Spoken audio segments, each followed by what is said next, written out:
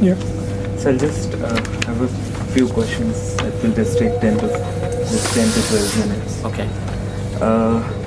So, how did you know about Audi City? How did you came by here? This Did you- dealership, I think I just passed it one day on the street many years ago. Okay. And I'm interested in cars, so I sometimes, if I'm in the area, I make an effort to come and see what's in the showroom. Okay. And I mean, this dealership has essentially many digital aspects as Yes. well. So did you try using the video wall and The last time, yes, and I found it very useful. I was told it was the only one in the country. Okay. And the people here are very good as well. They know what they're talking about, so that's an important thing for a dealership. So it was very impressive. Okay. So about these digital elements, do you find these? So if I ask, are these as enablers to a customer purchasing experience or journey, or do you think they're just a hygiene factor these days? So When you say a hygiene factor, what hygiene do you mean? factors is like various showrooms we find various digital aspects. Yeah. So do you think it's good to have, or it's a wow factor which you? I think the wow factor helps. I think that's all part of the idea about buying a nice car, a Yeah. high-end car in particular. But it's also useful. So I remember the last time with the videos on the walls, I could look at different colours, and it gives you a better perspective Yeah. than a brochure does. And it's better than having to go around lots of dealerships looking at different colours and finding the colours. So it was useful in that respect. So it added value, but it was also a bit of a wow factor too. It was good fun.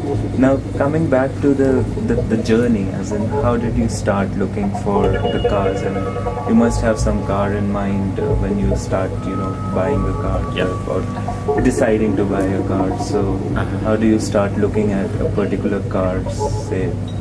Well, And which particular car were you looking Okay, for? well, I live in Cairo, so I'm not going to be buying a car whilst I'm out there, but I'm returning next year. So how do I look? When I come back to the UK, well, I buy car magazines from time to time. You see cars in the street, you keep up to date with what the new models are.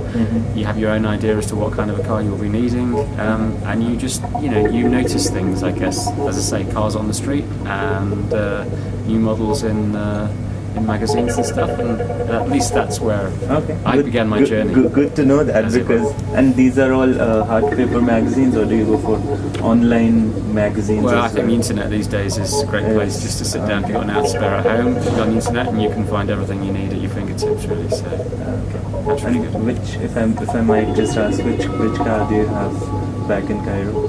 Well, it's not my car, but I have a car and a driver, which is very nice. So I don't have to worry about that.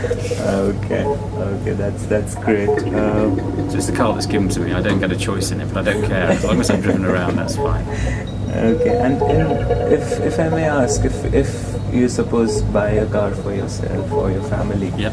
how many dealers would you go to for looking for a car before making a decision?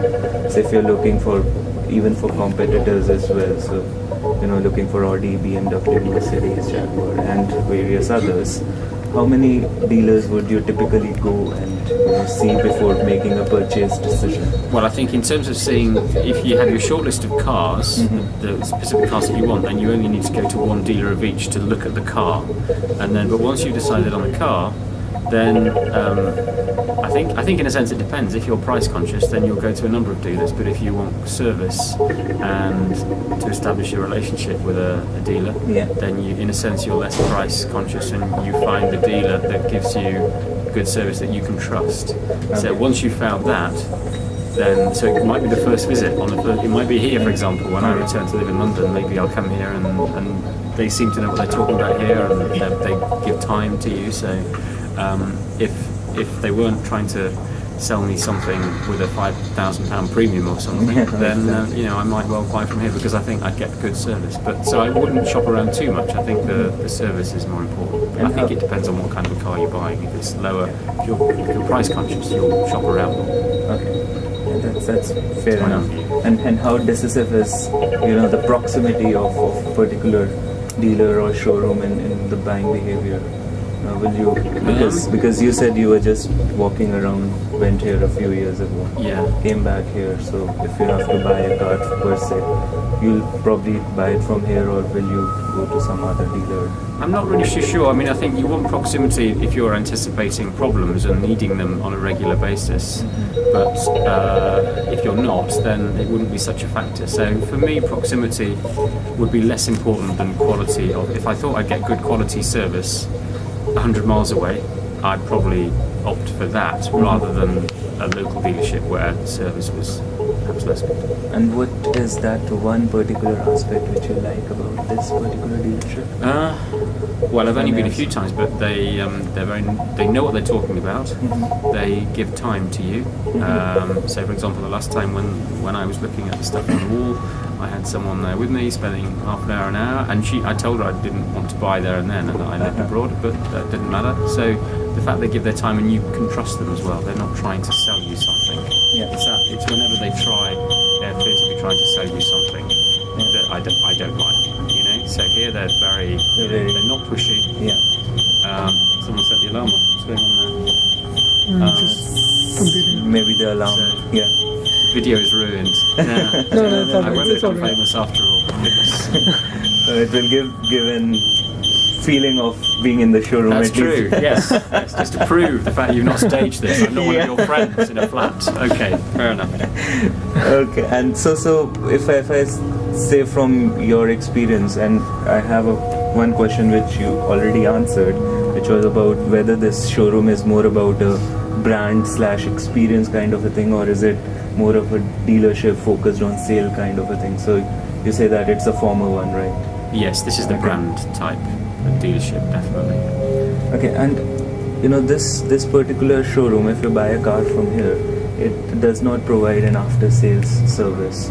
So if you happen to buy a car from here, would that concern you, or do you Well, I think I haven't got that point to that point yet. Okay. If I wanted to, then I would certainly ask about that, and I don't know what their answer would be. But I'm assuming they've thought about that in advance, and they would Okay. say there is a dealership here, and visit it and have a look, and But I don't know, frankly. Okay. But And it's important. lastly, I have a few questions which are about the online stuff that we do.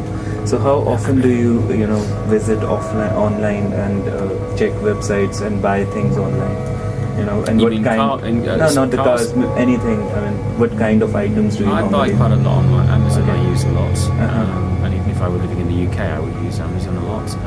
And generally for browsing, I do a lot of stuff on the website, on the internet. So car dealerships, for example, Okay. it's the best place for information. But anything you can think of from Amazon, books, all sorts of things, frankly. And do you buy luxury items as well? Say, for example, luxury clothes like Gucci or No. Armani, something online. So you No. prefer going to the showroom? Absolutely. Okay. And are you? I have to ask this question. So it's like, are you? I'm a bit offended. Yeah, exactly. Are you willing to buy a car online ever in the future? Do you think it's a good thing to do?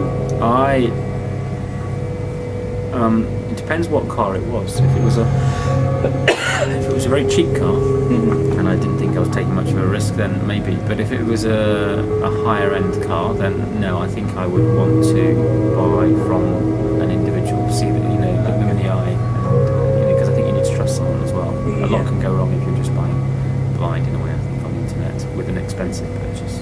Okay. But having said that, I've not researched that myself, so you never know. Maybe it's a very safe thing to do, but instinctively, I'd veer away from it. Okay. And a subsequent question out of it is that how important do you think test driving of the car? Incredibly important, and actually in this country it's rubbish because I've lived in Brussels before, and there they give you a car for half a day, sometimes a whole day.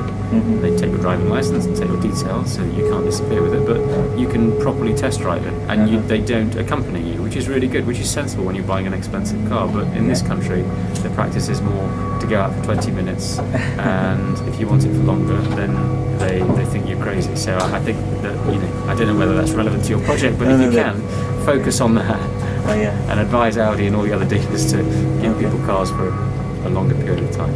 Okay. And talking about the online stuff, do you use applications? You must be using smartphone applications as well, from various other So it's like Amazon application or eBay application. Have you ever used an Audi or any other car application ever in your I used the Audi app once. There is an Audi app. Yeah. And so I used that once, yes.